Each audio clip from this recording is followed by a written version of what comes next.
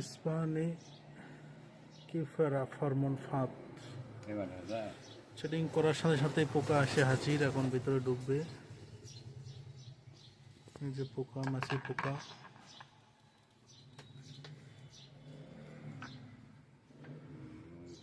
ভাই সেটিং করে।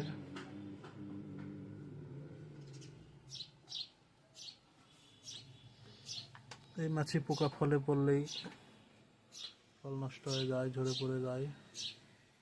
পটল, আম, লাউ।